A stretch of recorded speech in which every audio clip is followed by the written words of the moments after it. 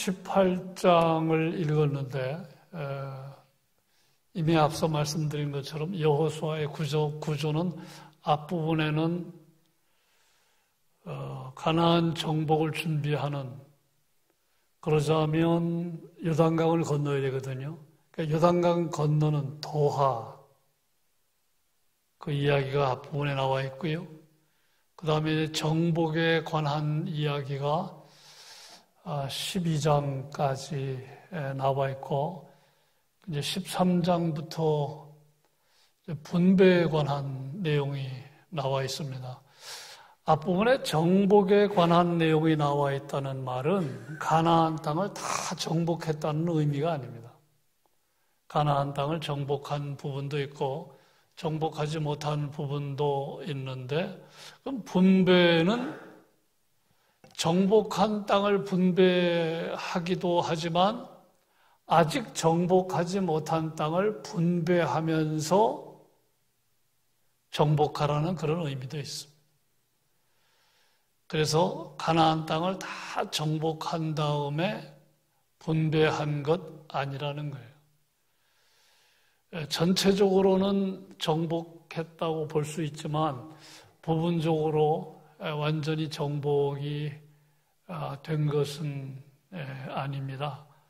그러니까 분배한 다음에 각 지파가 이제 마무리, 정복해야 할 과제를 준 것이라고 할 수 있는데, 요단 동편에는 이미 두 지파 반이 모세 때 분배를 받았죠. 그 사해를 끼고 오른쪽에 루벤 지파, 요단강을 끼고 오른쪽에 갓 지파, 그리고 갈릴리 오른쪽에 므낫세 반 지파, 이미 두 지파 반이 땅을 분배받았습니다. 이제 그 모세 이후에 여호수아가 가나안 정복을 지휘를 하지요. 그래서 여리고성, 아이성을 이제 함락을 시키고, 그 이후에 그 중앙을 먼저 쳐들어갑니다. 그 다음에 남쪽, 그 다음에 북쪽, 그런 순입니다. 그러니까 중앙, 남쪽, 북쪽, 그런 순으로 정복 전쟁을 이어가는데, 요단강 서편에는 또 두 지파 반이 이미 분배를 받았어요. 가장 인구가 많다고 할 수 있는 유다 지파가 분배를 받았습니다. 그 유다 지파의 위치는 좀 남쪽인데 예루살렘을 끼고 있습니다. 그다음에 그 위에 에브라임 지파가 분배를 받았어요. 나중에 이제 그 사이에 베냐민 지파가 분배받죠. 베냐민 지파는 그리 크지 않은 땅인데, 아직 베냐민 지파가 분배받기 전에 남쪽에는 유다 지파, 그리고 약간 북쪽에, 아주 북쪽은 아닙니다만은 에브라임 지파, 그리고 위에 므낫세 반 지파. 그러니까 므낫세는 반 지파는 요단강 동편, 반 지파는 요단강 서편에 나누게 되죠. 그래서 5지파가 분배를 받은 상태입니다.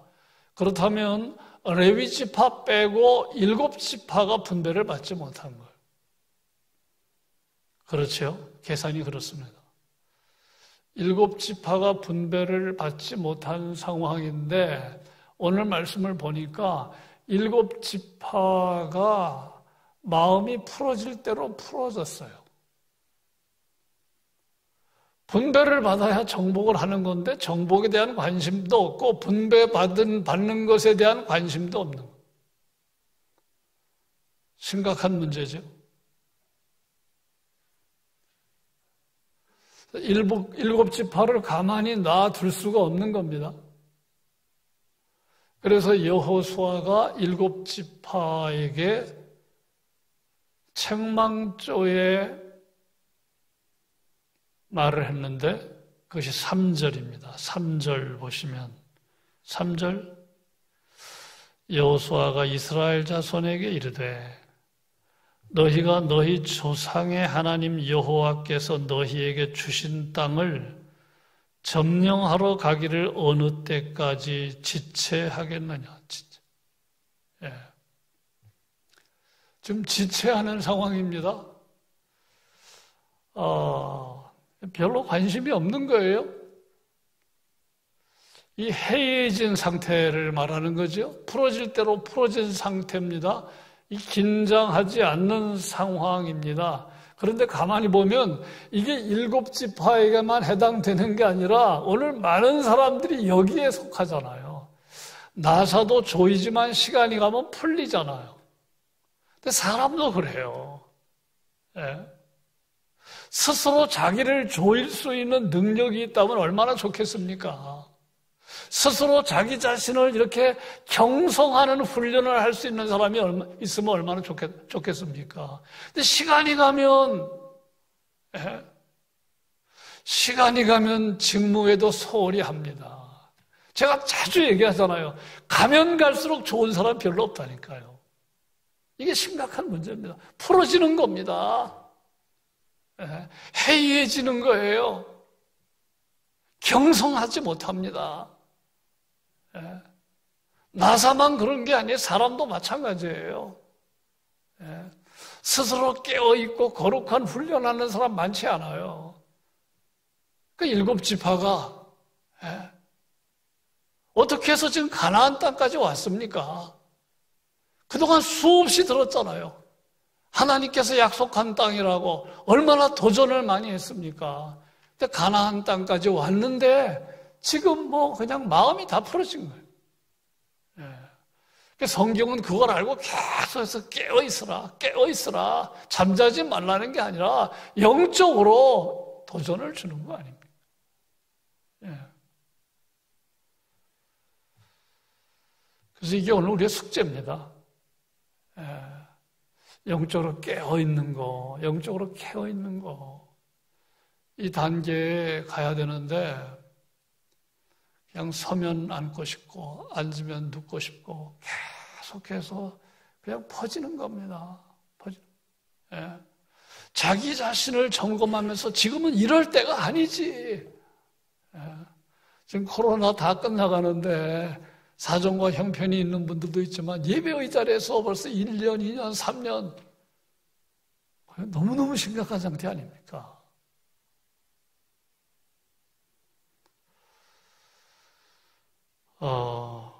그래서 우리가 오늘 말씀 3절을 보면서 그 7지파가 지금 왜 가나안 땅에 있는 겁니까? 예, 정복 전쟁을 하라고 광야를 거쳐서 가나안 땅에 입성하게 했는데 이제 풀어질 대로 풀어진 상황이었음을 우리가 보게 됩니다. 이 정복 전쟁을 제가 설교하면서 여러 번 말씀을 드렸어요. 국가 간의 전쟁에 이 거룩한 전쟁을 적용하면 안 된다. 아주 특별한 경우거든요. 그러니까 국가 간의 전쟁에 이 거룩한 전쟁 개념을 적용하면 안 된다는. 그런데 안타깝게도 역사 속에 그런 경우가 있다는 거죠. 우리는 이 거룩한 전쟁 개념은 개인의 영적 전쟁에 적용해야 돼요. 죄악과의 싸움에 적용해야 됩니다. 이 성경에 나오는 이 전쟁이 거룩한 전쟁인데 가나안을 정복해라. 다 진멸하라는 것은 그 원리를 영적 전쟁에 적용을 해야 되는데 역사적으로 잘못 적용한 예가 많다고 말씀을 드렸어요. 대표적인 게 11세기 말에서 13세기 말까지 8회에 걸쳐서 일어났던 십자군 전쟁입니다. 십자군 전쟁. 이 가슴에 십자가를 붙이고 전쟁을 했던 모양입니다. 십자군 전쟁인데 예루살렘이 이슬람 성지가 되고 말았어요. 예루살렘이. 그래서 예루살렘을 탈환하기 위한 것이었지만 단순히 탈환하기 위한 것이 아니고 그 로마 교황의 여러 가지 복잡한 계산, 그리고 거기 참여한 사람들 가운데는 땅이 부족한 영주들은 더 많은 땅을 차지하고 싶은, 전쟁에서 이기면 땅을 많이 차지할 수 있잖아요. 상인들은 또 재물의 이익을 생각하면서 거기에 참여한 사람들의 생각이 막 복잡하게 돌아갑니다. 예. 그래서 일으킨 전쟁이 십자군 전쟁인데 그게 어떻게 거룩한 전쟁 될 수 있겠습니까? 그래서 우리가 이스라엘에 관한 정복 전쟁은 개인의 영적 전쟁, 죄와의 싸움에 적용하는 게 맞다. 자, 7지파가 이게 지금 해이해질 대로 해이해져가지고 지금 정복하는 일에 별로 관심이 없다고 말씀드렸는데 두 번째는 도전 정신이 없는 거죠. 도전 정신이 없는 거죠. 여러분, 성경의 말씀, 하나님의 말씀과 하나님의 약속의 내용은 도전이라는 거 아세요? 그런 생각 해보셨어요?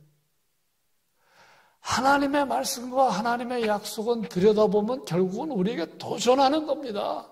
믿으면 영생이다. 믿으면 구원이다. 믿는 것 도전하라는 거 아닙니까? 예. 구하라, 찾으라, 두드리라. 예?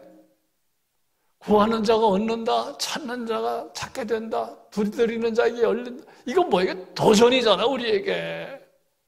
예. 성령이 너희에게 임하시면 너희가 권능받고 예루살렘과 사마리아와 땅끝까지 이르러 내 증인이 되리라. 이것도 도전이잖아요. 어떤 도전입니까? 아, 성령이 우리에게 임하시면 이런 일이 벌어지는 거구나. 그럼 도전받는 사람은 성령을 사모하게 되고 성령을 간구하게 되잖아요. 네. 그래서 하나님의 말씀과 하나님의 약속은 우리에게 도전을 주는 겁니다. 네. 너희 몸을 거룩한 산제물로 드리라. 이게 도전이잖아요. 이 세대에 본받지 말라. 오직 마음을 새롭게 함으로 변화를 받아. 하나님의 기뻐하시고 온전하신 뜻이 무엇인지 분별. 그러니까 하나님의 말씀은 들여다보면 다 우리가 도전. 그럼 우리가 해야 할 일은 뭡니까? 하나님의 말씀에 도전하는 거예요. 하나님의 약속에 도전해야 되는 거예요. 그런데 오늘 많은 사람들의 문제가 뭡니까? 욕심에 도전하는 겁니다. 내 신념에 도전을. 그러면 큰일 나는 거예요.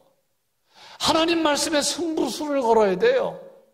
하나님의 약속에 승부수를 걸어야 돼요. 야, 이 하나님의 약속이 이런 약속이 있었구나. 이 약속을 우리가 붙잡고 여기에 내 삶을 정면으로 드리고 도전해야 되는데, 먹든지 마시든지 무엇을 다 하든지 하나님의 영광을 위하라. 도전이잖아요, 도전. 근데 하나님 말씀엔 도전 안 해요. 그냥 듣는 둥 마는 둥 하고 그냥 욕심에 도전하고 신념에 도전하고 그럼 큰일 나는 거거든요.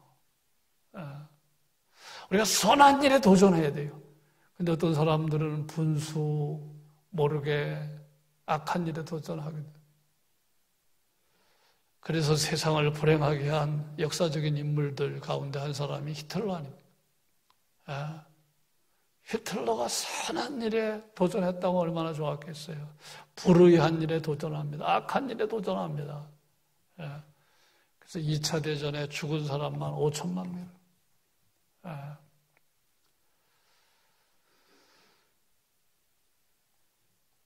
이 칼 막스가 잘못된 공산주의의 이론의 근거를 마련했는데 이 세상에 수많은 사람들의 수많은 정치 권력자들이 거기에 도전해서 한때는 전 세계의 3분의 1이 약 3분의 1이 공산주의 국가였던 때도 있었던 복음에 도전하고 하나님 말씀에 도전하고 특별히 우리가 도전해야 되는 게 우리의 인생을 몽땅 하나님께 드리라는 거예요. 너의 몸을 거룩한 산 제물로 드리라. 이 말은요, 몸뚱아리를 말하는 게 아니라 우리의 삶 전체를 거룩한 산 제물로 드리라는 거예요.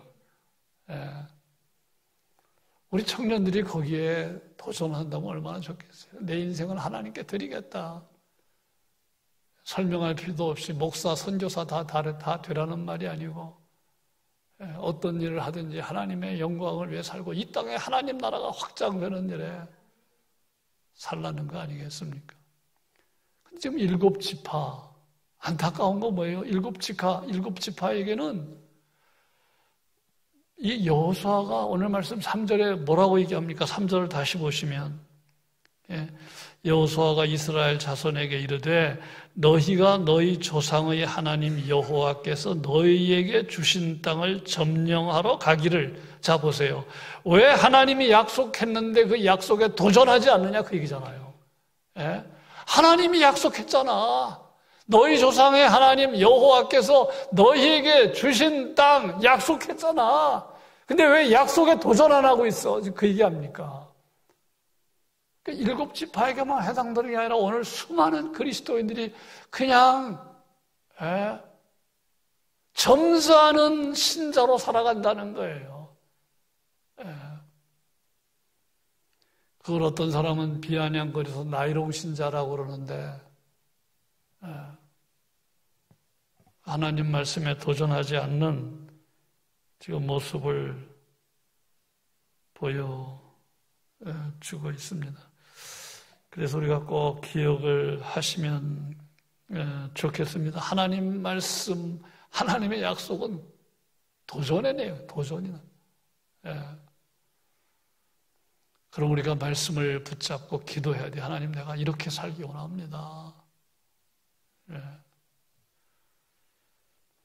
첫 번째는 마음이 해이해진 겁니다. 마음이 풀어진 거예요. 두 번째는 말씀에 도전하지 않는 모습이에요. 약속에 도전하지 않는 모습이에요.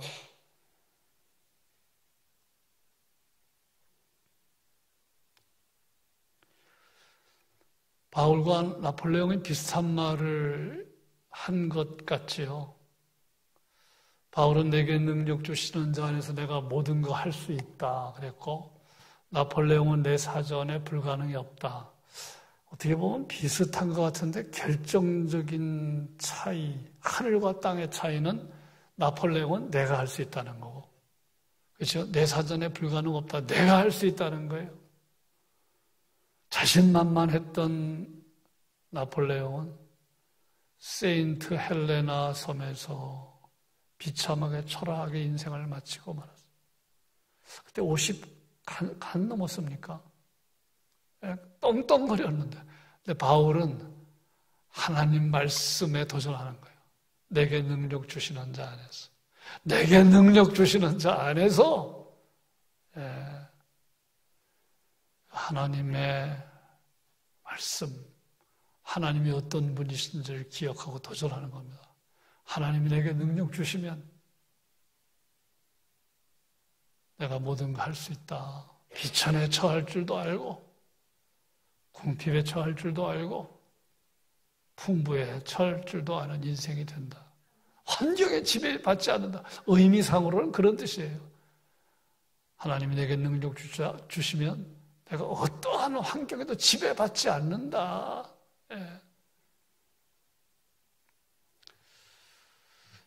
그래서 우리가 하나님 말씀을 늘 배우고 듣고 수없이 알고 있는데 하나님 말씀에 도전하며 살기 바랍니다. 그것이 우리가 나아갈 길입니다. 그게 안 돼가지고 좀 책망을 듣는 거예요. 세 번째는 큰 전쟁은 다 치루었다고 보고 지금 상황을 심각하게 여기지 않는 거죠. 지금 상황이 심각하다면 이렇게 주저앉고 있겠습니까? 그러니까 지금 상황이 심각하지 않다고 7지파가 생각하고 있는 겁니다. 이거 아주 잘못 생각하는 거죠. 여러분, 완전히 정복하지 않으면 정복하지 않는 것이 훗날 가시가 되고 시험거리가 되었다는 것이 성경이 증언하는 바입니다. 예.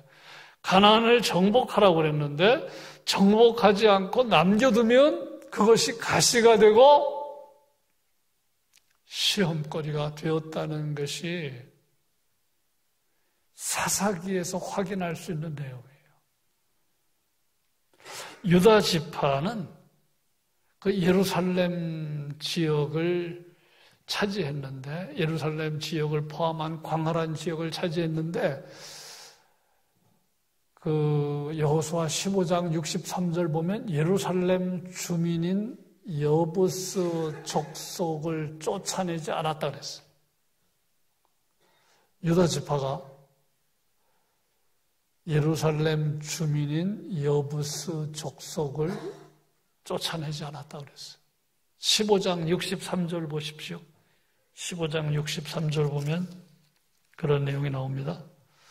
예루살렘 주민 여부스 족속을 유다 자손이 쫓아내지 못하였으므로 여부스 족속이 오늘까지 유다 자손과 함께 예루살렘에 거주하니라.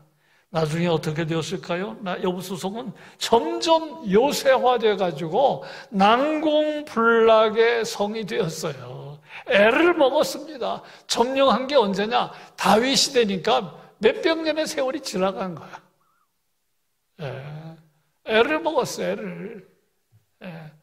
초기에 물리치면 그냥 바로 물러가는 건데.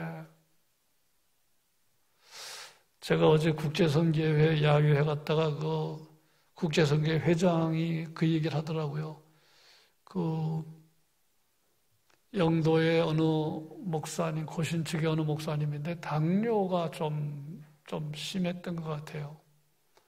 근데 그분이 성지순례 갔다가 사해에 들어갔는데 그 발에 상처가 난 건 모르고 이제 세균이 침범한 것 같습니다. 근데 그게 문제가 돼가지고 나중에 두 다리를 다 절단하고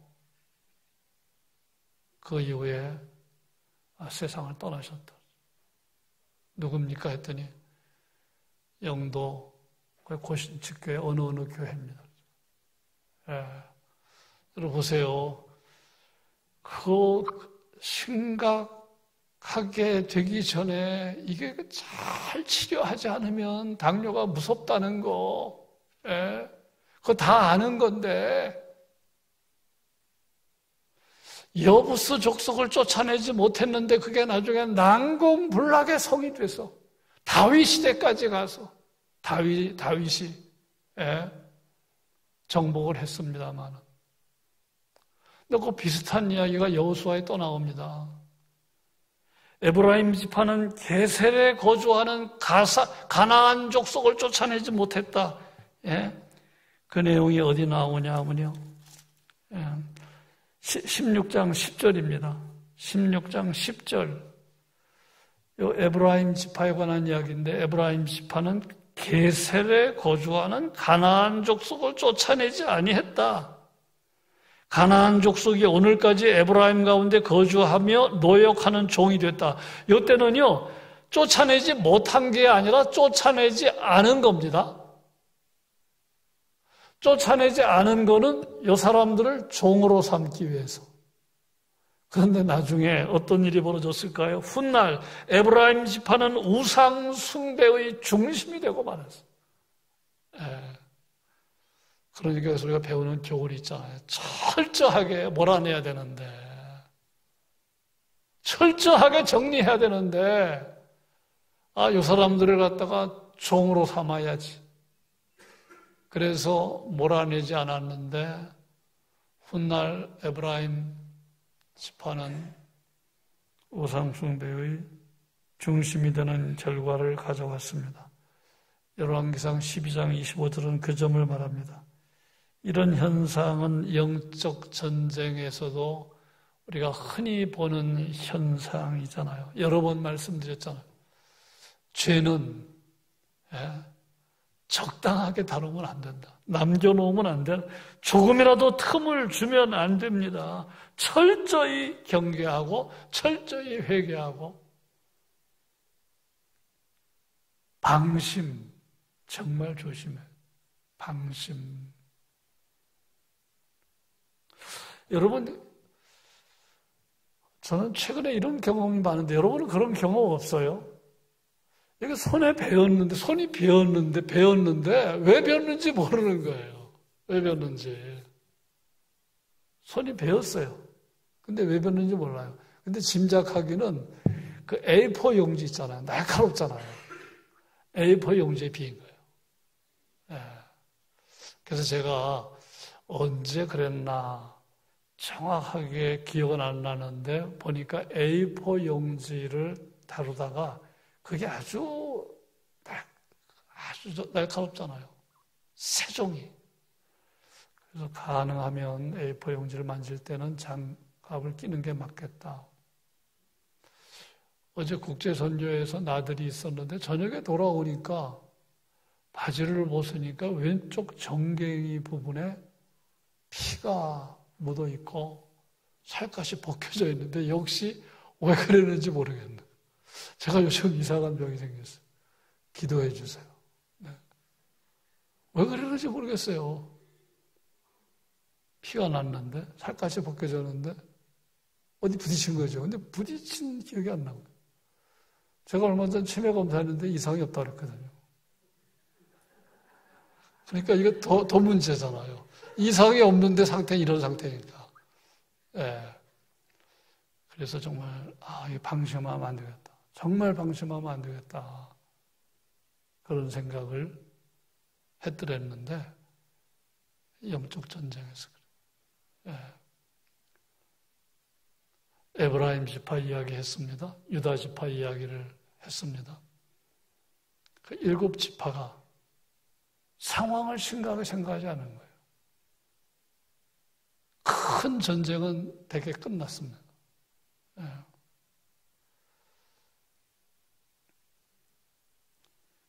여러분, 운전하면서 방심하면 어떻게 돼요? 큰일 나잖아요. 사고 납니다. 죄에 대해 방심하면 어떻게 됩니까? 까딱 잘못하면 감옥 갑니다. 예.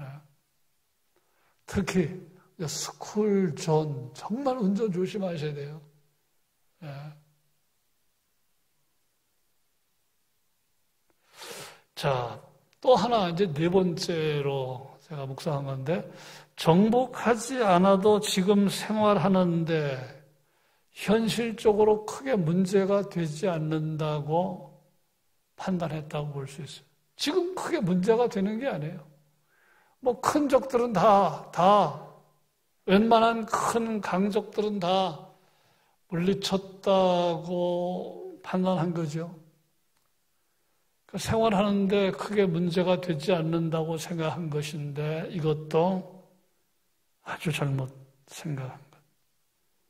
지금은 아닐지라도 나중에는 문제가 되는 것들이 신앙생활에 많이 있습니다. 여러분, 예배 뭐 한두 번 빠진다고 그게 당장 우리 생활에 문제가 됩니까? 문제 안 돼요. 그러나 결국은 문제가 됩니다. 결국은 문제가 돼요. 예. 그러면 나도 모르게 예배 소홀하게 되고요. 그러면 하나님 등지는 겁니다. 기도도 마찬가지예요. 뭐 기도 안 한다고 해서 당장 뭐 문제가 되는 거 아니에요.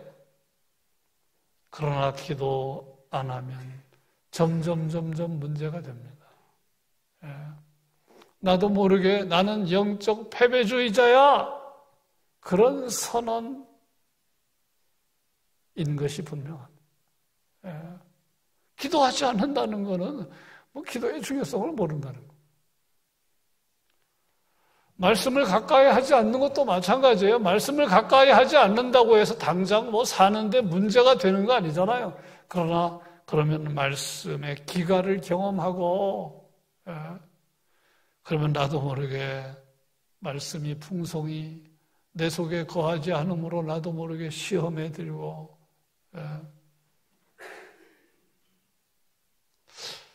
제가 이런 말씀 드린 적 있죠. 목회하면서 제일 어려운 게 뭐냐 하면 여호수아는 지금 7지파 야단쳤잖아요. 어찌하여 뭐라고 얘기했습니까? 그대로 18장 3절 보면 어느 때까지 지체하겠느냐. 야단쳤잖아요. 근데 목회하면서 제일 어려운 게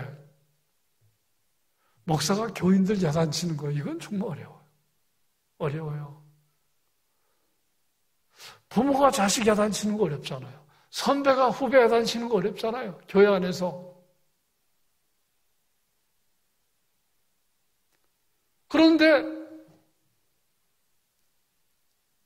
심각한 문제를 가지고 있다고 한번 가정해 보세요. 심각한 문제가 있는데 야단칠 사람은 없다. 또 실제로 야단친다고 효과가 있는 것도 아니잖아요. 반발 심리가 있잖아요, 사람에게는.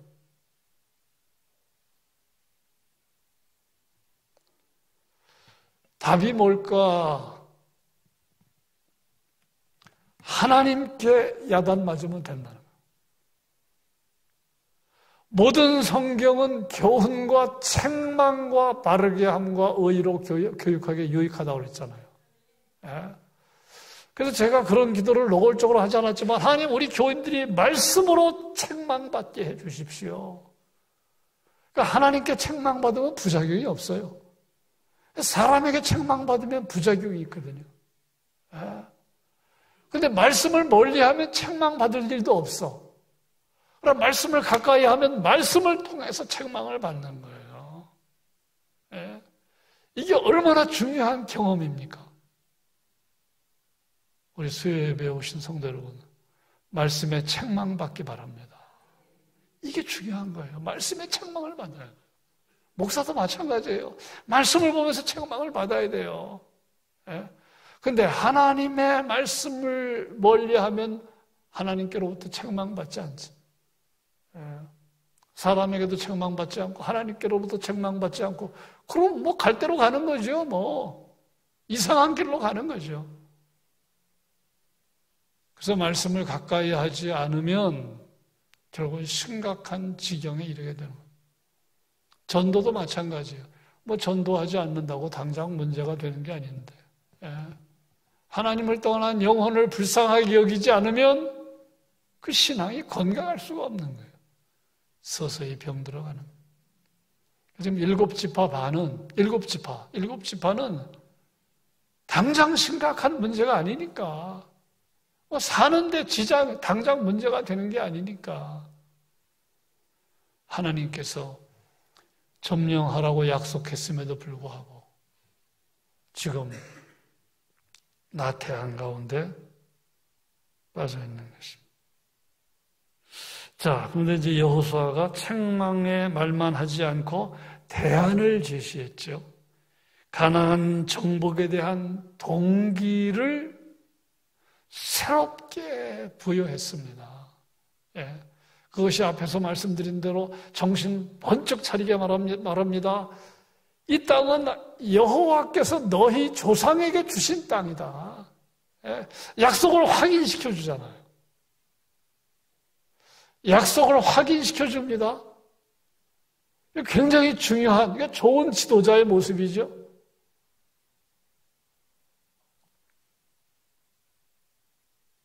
자, 그 다음에 중요한 게 뭐냐 하면 7지파, 각 지파에서 3명씩 선정하라고 말합니다. 그럼 21명입니다. 21명, 각 지파에서 3명씩 호출합니다. 그 21명을 정복하지 않은 땅에 정탐을 보내서 그 땅을 보고, 지형, 뭐 길, 산, 다 볼 거 아닙니까? 7 부분으로 나누어서 지도를 그려오도록 오늘 말씀 보니까 그림을 그리라고 그랬는데 그 얘기입니다. 21명을 보내서 정복하지 않은 땅, 7 지파가 관심이 없는 그 땅을 정탐하게 하고 7 부분으로 나누어 그림을 그려오도록 지금 명령을 합니다. 굉장히 중요한 것이죠. 왜 그림을 그려오라고 했습니까? 예. 여러분, 눈으로 보는 것과 안 보는 건 차이가 있잖아요. 예. 그러니까 하나님의 약속의 하나님의 약속의 땅이 어떤 땅인지 실감나게 하는 거죠. 예. 그래서 하나님 땅을 차지하고 싶은 열망을 갖게 하려는 목적이죠. 예. 그러니까 눈에 보는 것과 안 보는 것은 차이가 있는데, 그래서 그 지도를 보고 그 지도를 보는 사람, 그러면 하나님의 약속이 계속해서 이들의 마음을 주장하지 않겠습니까? 다시 말하면 가나안 정복에 대한 동기부여를 지금 지혜롭게 하는 겁니다. 우선 약속을 상기시켜주고 약속의 땅을 실감나게 눈으로 보면서 열망하도록 하기 위한 것입니다. 그래서 4절 한번 보십시오. 4절 같이 읽으실까요? 너희는 각 지파에 3사람씩 선정하라. 내가 그들을 보내리니 그들은 일어나서 그 땅에 두루 다니며 그들의 기업에 따라 그 땅을 그려가지고 내게로 돌아올 것이라. 6절도 읽겠습니다. 그 땅을 7 부분으로 그려서 이곳 내게로 가져오라. 그러면 내가 여기서 너희를 위하여 우리 하나님 여호와 앞에서 제비를 뽑으리라. 그래서 이스라엘 이 7 지파가 그대로 순종하는 이야기가 8절인데 8절 보시면 뭐라고 되어 있습니까? 그 사람들이 일어나 떠나니 순종하는 모습이죠. 결국은 떠나서 그림 그려서 가져오는 내용 9절입니다. 9절은 그려서 가져오는 것. 이 말씀을 우리가 적용하면 말씀대로 살 때 어떤 일이 일어날지 성경이 약속한 것을 그림으로 그리는 겁니다. 머릿속으로 그리는 겁니다. 예. 오늘 말씀에 대한 적용입니다. 천국에 대해 성경이 말하는 것을 머릿속으로 그리는 겁니다. 그리면서 천국을 사모하는 거예요. 예. 그냥 막연히 천국을 생각하는 게 아니라 하나님의 약속을 머릿속으로 그리는 거예요. 예. 이 성공한 사람들은 성공의 그림을 그리는 겁니다. 그냥 막연하게. 우리 아이들에게도 공부를 왜 해야 하는지, 공부를 잘할 때, 재능을 발휘할 때, 적성을 발휘할 때 어떤 일이 일어날지를 머릿속으로 그림을 그린다면 그러면 더 확실한 동기부여가 되는 것이지요. 예. 그래서 천국을 상상하며 살고 머릿속으로 그리며 살고 하나님의 말씀을 순종하면 어떤 일이 벌어질지 머릿속으로 그림을 그리는 것입니다. 자, 이제 한 가지만 더 말씀을 드리면 여호수아는 레위 사람은 분깃이 없다는 말을 자꾸 합니다. 자꾸 해요. 앞에서도 했는데 여러 번 합니다. 레위 사람은 분깃이 없다. 그리고 요단 동편에 이미 2 지파 반 땅 분배했다. 그 이야기도 자꾸 합니다. 반복적으로 지금 하거든요. 앞에서 했는데 또 합니다. 이건 뭘 말하는 겁니까? 예? 이미 받은 것 있으니까 욕심 부리지 말라는 거예요. 두 지파 반에게는 이미 받은 것 있다. 이미 받은 것 있으니까 욕심 부리지 말라. 그리고 레위 지파에게는 너희들의 사명은 제사장 직분이 너희들의 기업이다. 예. 딴 생각 품지 말아라. 그런 메시지를 주는 것입니다. 우리가 자꾸 생각하다 보면 자꾸 딴 생각할 수 있어요. 그래서 어떤 건 계속해서 강조해 줘야 돼요. 한눈 팔지 말아라. 제사장 직분이 기업이다. 이미 받았다. 이미 받았는데 또 받을 생각하지 말아라. 사람의 욕심이 끝이 없거든요. 그런 말씀이 오늘 말씀 가운데 나옵니다. 자, 이제 한 줄 기도문 소개하면 하나님의 말씀, 하나님의 약속에 대해 도전하며 살게 해주십시오. 욕심에 도전하지 마십시오. 신념에 도전하지 마십시오. 우리 청년들이 그렇게 살면 얼마나 좋겠어요. 말씀에 도전하는 겁니다. 하나님의 약속에 도전하는 겁니다. 거기에 내 인생을 거는 겁니다. 거기에 내 인생을 올인하는 거예요. 그런 청년들이 일어난다면 얼마나 좋겠습니까?